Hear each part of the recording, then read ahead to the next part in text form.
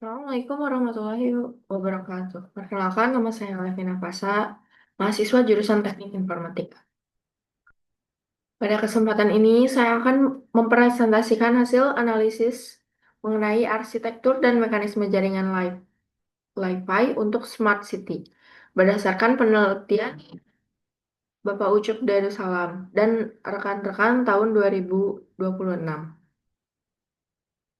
Topik utama yang akan saya bahas meliputi arsitektur jaringan, mekanisme transmisi data, proses encoding menggunakan modified dual binary signaling, penyebab bit error dan delay, metode minimasi error, serta keunggulan teknik encoding yang diusulkan.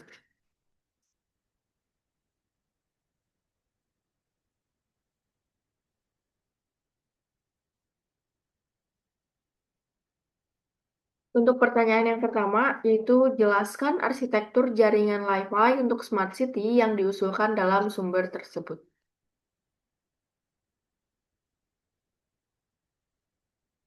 Baik,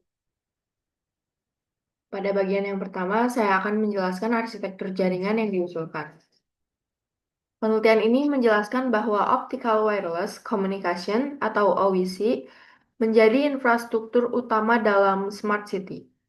OWC dibangun melalui integrasi antara Free Space Optical atau FSO sebagai backbone dan Wi-Fi sebagai access network. Arsitektur terdiri dari 4 komponen utama yaitu Core Network, Backbone Network, Access Point, dan End User. Core Network bertugas mengirimkan data dalam jumlah besar melalui optical fiber menuju backbone untuk menjamin bandwidth tinggi dan kapasitas data besar. Backbone menggunakan FSO sebagai jalur transmisi utama atau Transmission Highway. FSO memanfaatkan DWDM sehingga dapat membawa banyak kanal panjang gelombang secara paralel. Kapasitas FSO sangat besar, bahkan dapat mencapai tingkat terabit per second, sehingga sangat cocok untuk kebutuhan data Smart City yang padat. Wi-Fi berperan sebagai jaringan akses yang menerima distribusi dari FSO dan kemudian membroadcast data tersebut kepada pengguna melalui LED.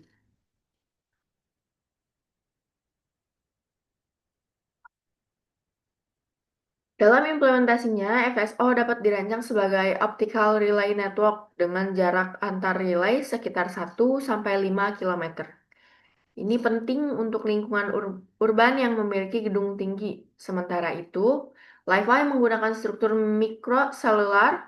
Setiap akses point memiliki radius optimal sekitar 2 sampai 3 meter dari pusat iluminasi untuk mendapatkan performa terbaik. Akses point dipasang secara strategis dan dapat berjalan paralel dengan jaringan radio seperti 5G atau 6G sehingga membentuk arsitektur jaringan heterogen yang saling melengkapi.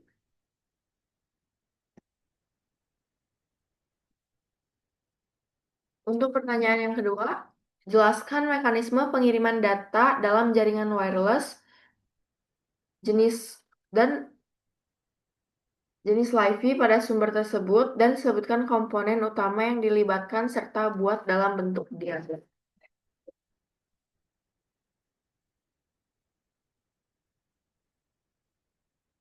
Oke, selanjutnya saya akan menjelaskan mekanisme pengiriman data. Alur transmisi dimulai dari application server yang mengirimkan data ke core network.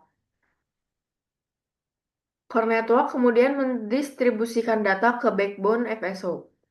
FSO menggunakan multiple WDM channels untuk mendistribusikan akses ke berbagai access point. Setiap kanal WDM dapat membawa data dari puluhan hingga ratusan gigabit per detik. Setelah itu, Wi-Fi membroadcast data tersebut kepada pengguna melalui LED sebagai media transmisi cahaya.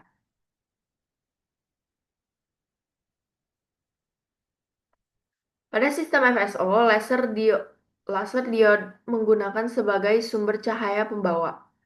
Sinyal dimodulasi menggunakan DBS generator dan matchgether modulator sebelum ditransmisikan. Kecepatan data dalam simulasi berkisar antara 100 hingga 600 Gbps per kanal.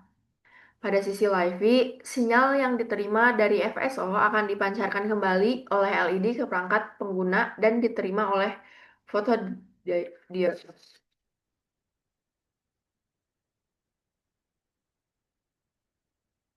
Secara ringkas, alur transmisinya adalah application server ke core network, ke DBS generator, ke Mach Zehnder modulator, ke laser diode, ke WDM multiplexer melewati FSO link, ke access point Wi-Fi, dipancarkan LED, diterima photodiode, kemudian di decode oleh pengguna.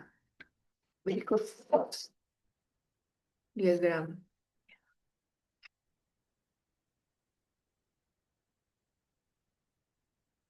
Untuk soal nomor 3, jelaskan proses encoding data yang diusulkan dalam jaringan Wi-Fi pada sumber tersebut.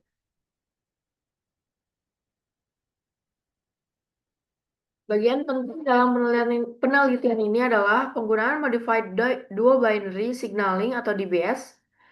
DBS dibangun menggunakan precoder, encoder, dan dua Mach Zehnder modulator. NRZ dimodifikasi sehingga menghasilkan sinyal 3 level yaitu +1, 0, dan -1. MZM pertama menghasilkan periode setengah lebar sinyal dan MZM kedua memberikan pergeseran fase sebesar -setengah pi. Tujuan utama modifikasi ini adalah untuk meminimalkan durasi energi bit sehingga interaksi dengan turbulensi atmosfer berkurang.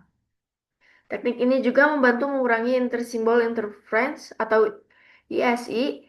Hasil simulasi menunjukkan DBS lebih unggul dibanding NRZ maupun SDBS dalam kondisi turbulensi.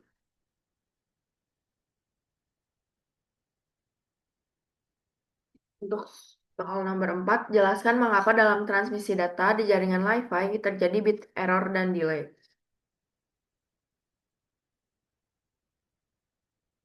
Bit error pada Wi-Fi lebih tinggi dibanding FSO karena LED memiliki spektrum cahaya yang lebih lebar. Energi sinyal pada Wi-Fi tersebar di spektrum yang luas sehingga lebih rentan terhadap noise. Sebaliknya, FSO menggunakan laser dengan spektrum sempit sehingga intensitas sinyal lebih tinggi dan noise lebih rendah. Kualitas sinyal Wi-Fi sangat bergantung pada kualitas sinyal yang diterima dari FSO. Selain itu, pada arsitektur cell-based, dapat terjadi intercell interference yang memengaruhi kualitas sinyal.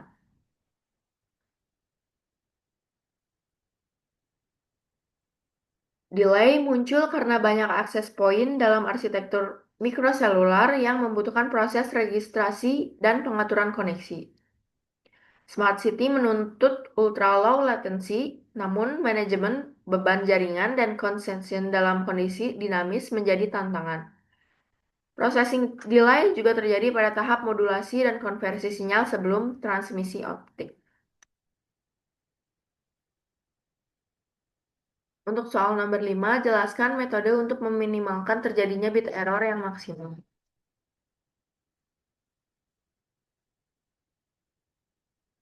Metode utama untuk meminimalkan bit error adalah menggunakan DBS.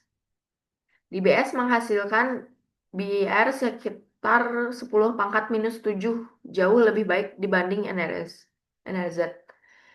DBS juga memungkinkan propagasi hingga 1.500 meter pada FSO dengan performa yang masih stabil. Selain itu, disarankan pengguna dynamic spectrum sharing dan reinforcement learning untuk mengurangi interferensi antar sel.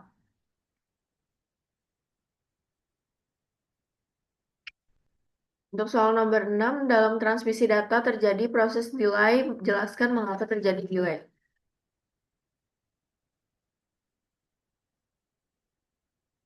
Proses delay terjadi karena sinyal harus melalui precoder, encoder, dan 2 MZM sebelum dikirim. Distribusi DWDM juga memerlukan multiplexing dan demultiplexing. Selain itu, diperlukan manajemen jaringan untuk mengatur handover antara jaringan optik dan radio. Optimasi scalability dan load balancing sangat penting untuk mengurangi delay.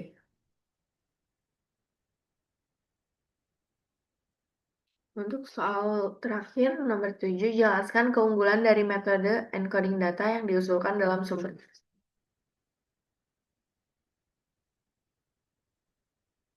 Keunggulan utama DBS adalah mampu meminimalkan isi dan meningkatkan ketahanan terhadap turbulensi atmosfer.